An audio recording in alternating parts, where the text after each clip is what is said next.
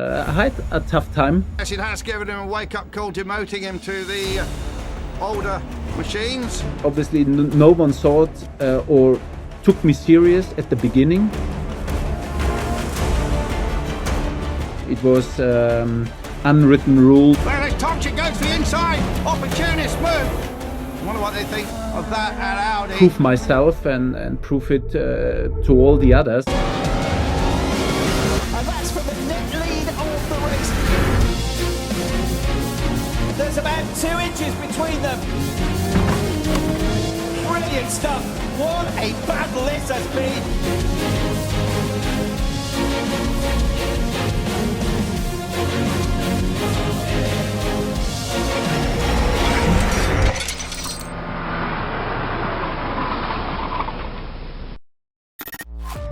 Here comes Martin Tomczyk now towards that DTM title, one of the biggest titles in motor racing, and he takes the checkered flag.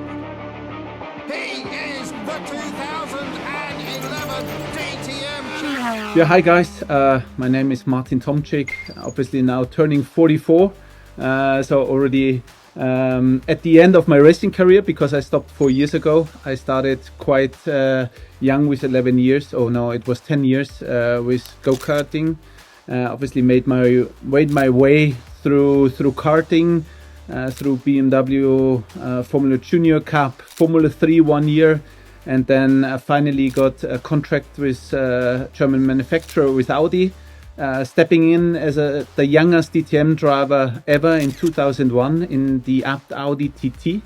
And yeah, made my way through the DTM for over 16 years, won the championship 2011, switched to BMW after my championship in 2011, had another blast with BMW for another 10 years in DTM and in international racing, trying to, after my DTM career, trying to get all races what you wish to do as a race driver, like in the States or on the other side of the world, like Bathurst. And yeah, finally ending my active racing career 2021, and then stepping into management, into a management role. First year with Gerhard Berger in the DTM as a promoter, and after that and until now at Abt Sportsline as a motorsport director for all the motorsport activities at Abt Sportsline. My epic racing story, winning the DTM title 2011, guys. So as you know, I did quite some years DTM, actually 16, and obviously when I started as youngest DTM driver 2001 at Team Abt, I had a tough time and a steep learning curve, I would say. But at the end, it was always, I was always close, but it always was missing a little bit. First, I had always strong teammates like Matthias Ekström, Laura Aiello, all these guys, Tom Christensen. So we helped each other, and obviously in DTM it was unwritten rule that obviously we stick together, and after mid of the season you help each other and you step back a little, I would say.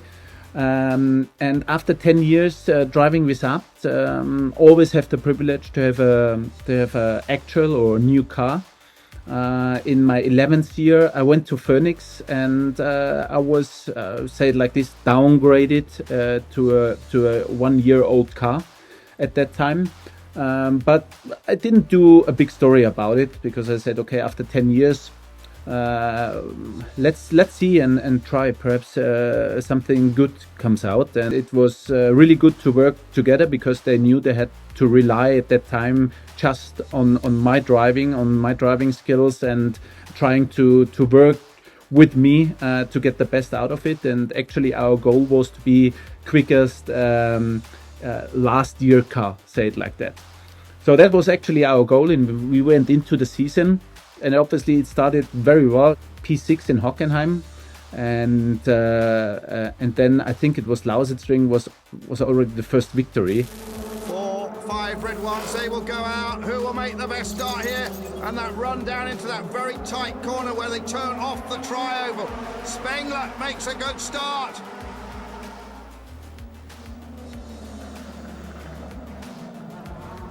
And they all filter through there, not too much problem. Jamie Green pushing hard, Spengler, then it's Tomczyk, which of course is at the little Norris ring. And look at this great move by Tomczyk, dives down the inside, perfect on the brakes. And Tomczyk splits the two Audis and gets in front of Jamie Green. Super move there by Tomczyk. One of those lightningly fast 3-second stop. The boys from Phoenix go to work. And he goes 3.2, that could help. And here he comes. Short pit lane, much shorter way around. There he goes out in front of Bruno Spengler. Just Tomczyk there takes the lead from Spengler. Great pit work, some super quick laps just before the pit stop. Well, what a season it's proving to be for Martin Tomczyk. This new colour scheme that we can't miss.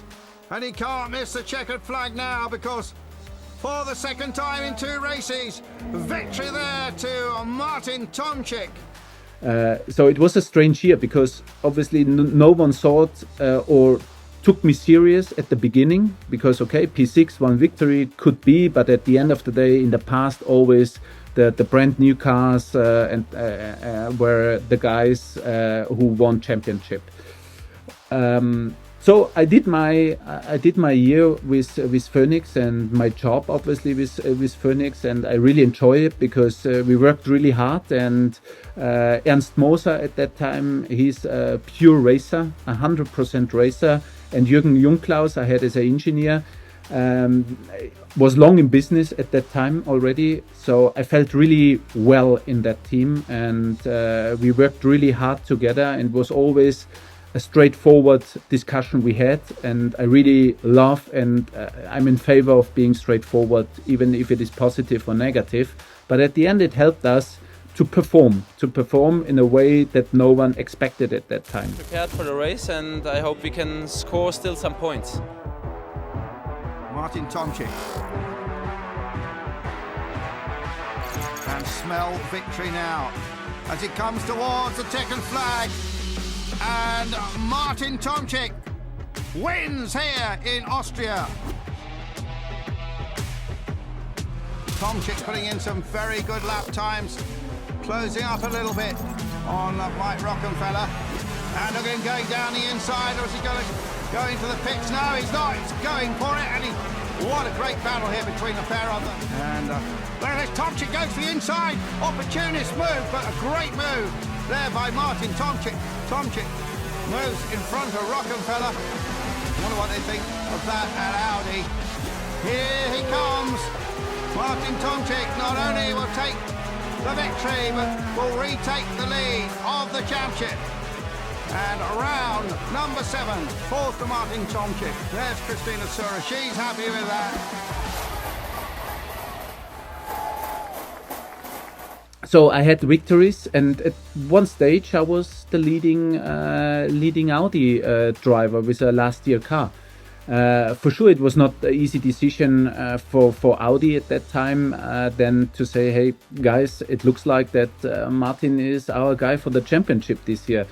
Obviously this call came very late in the season, not that early as in the past years when Audi decided, but for sure because they wanted to have their new car somewhere in front. 4, 5, they'll go out Formula 1 style, as they say in Spain. Verdi, Verdi, Verdi, green, green, green. Off they go into that first corner. And an excellent start from Ekstrom. David Coulthard and Albuquerque side by side. Albuquerque turns in first, takes second place. Led the championship early on, then Tomczyk answered back with 2 back-to-back victories. That put him into contention. And then, really, the leadership of the championship has swung backwards and forwards. Here comes Martin Tomczyk, now towards that DTM title, one of the biggest titles in motor racing.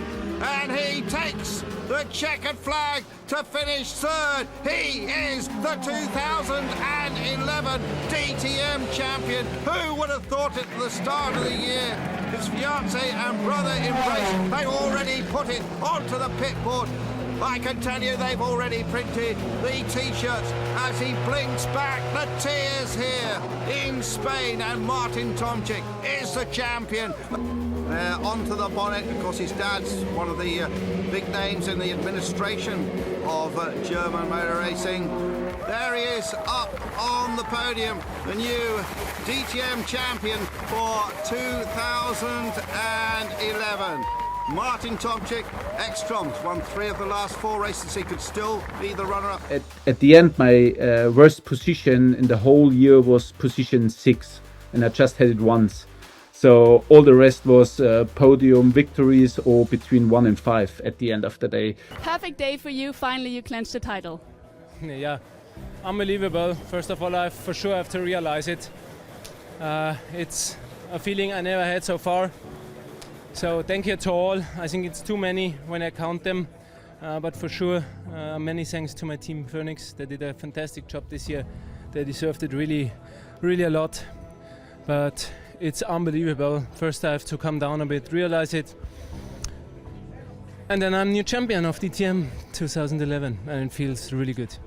And at the end it was quite emotional because I won the DTM championship already in Valencia, so already a race before season ends, because I had an outstanding season, I would say.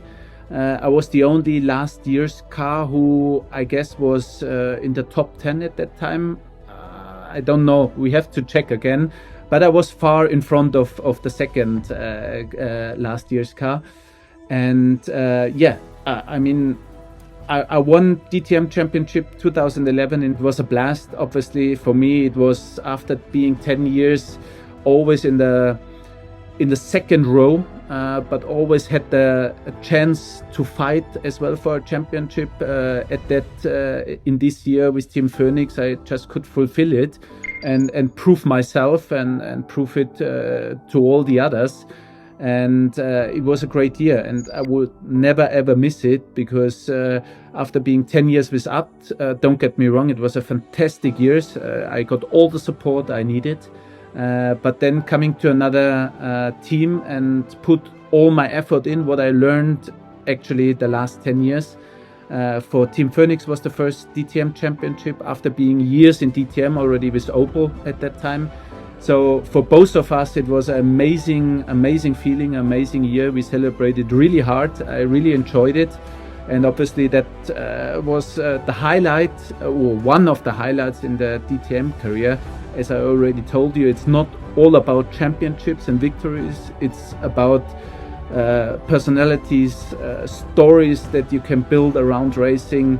And what I learned at the end of my career, that you should celebrate really every single small thing, even if it is third or fourth place. If you feel happy in racing and it was a great race, you should celebrate it, because this is something you will never get back again. So this I tried at the end of my career to give it forward to the younger drivers, and they said, hey, he's actually right, and we shared some unforgettable moments.